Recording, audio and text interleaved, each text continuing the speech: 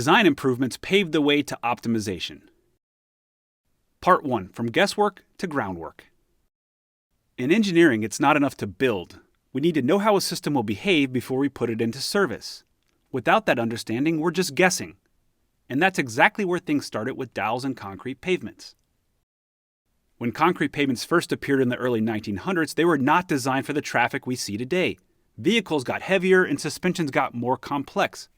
Heavier traffic exposed serious performance issues, especially at joints. Joints in these pavements became a clear weak point. Joint faulting and poor load transfer were becoming widespread issues. Engineers knew something had to change, and that's where dowels came in. But early dowel use wasn't based on calculations or modeling, it was experimentation. Different diameters, different lengths, different materials, all tested in the field without a solid engineering basis.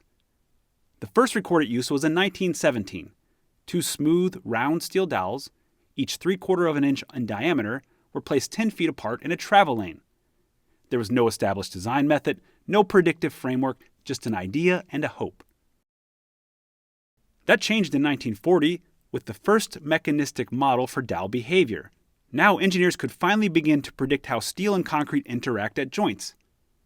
This was a huge step forward, and it led to one of the most influential references in pavement design. A simple table published in the mid-1950s that told you exactly what size dowel to use, how long it should be, and how far apart to space them. This table became gospel, but over time the power of that table became a limitation. Part 2. From standards to smarter solutions. Standards are powerful tools. Once a design works and works consistently, it's natural to lock it in, write it down, and replicate it everywhere. For decades, engineers leaned on that 1950s dowel table, round, smooth steel bars, 18 inches long, spaced 12 inches apart, used in almost every pavement joint. It worked, and more importantly, it worked well enough. Joint distresses were dramatically reduced, and the performance gains made it hard to argue for change. People were willing to pay the cost in materials, labor, and environmental footprint because the results were consistent. But what's often forgotten is that the original guidance left the door open. The authors of that very table anticipated innovation. They wrote over 70 years ago, if proprietary load transfer devices are used, they must have a load transfer capacity equal to or better. In other words, the authors knew things would evolve, and over time, the need for better started to grow.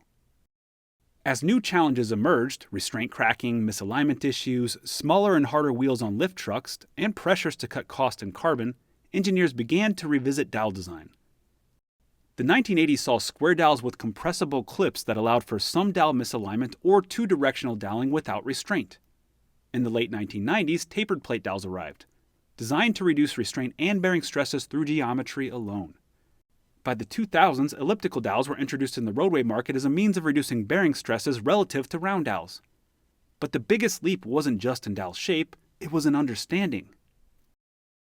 Over the last 25 years, our ability to model and predict joint performance has exploded. National research efforts like those by the Federal Highway Administration and the American Concrete Pavement Association delivered new testing protocols, risk scoring tools like JointScore, and software like DowelCAD to guide design.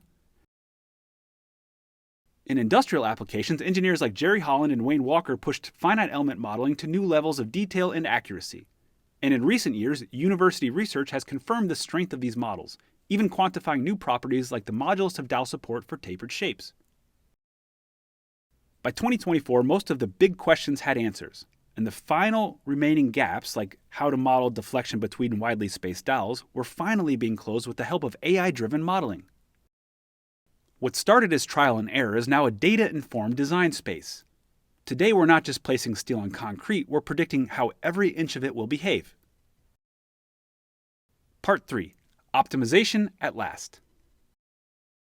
After more than a century of field experience, lab testing, and engineering insight, we've arrived at a turning point. In 2025, we now have reliable predictive models for all 5 major joint performance mechanisms. Differential joint deflection, dowel bearing stress, concrete shear cone, dowel flexure, and dowel shear. That level of understanding didn't come overnight. It's the product of decades of design improvements, each one solving a problem, refining a model, or challenging an assumption. And it's on this well-founded engineering base that we built the dowel optimizer, the first tool of its kind to take all 5 mechanisms into account and deliver optimized designs for real-world conditions.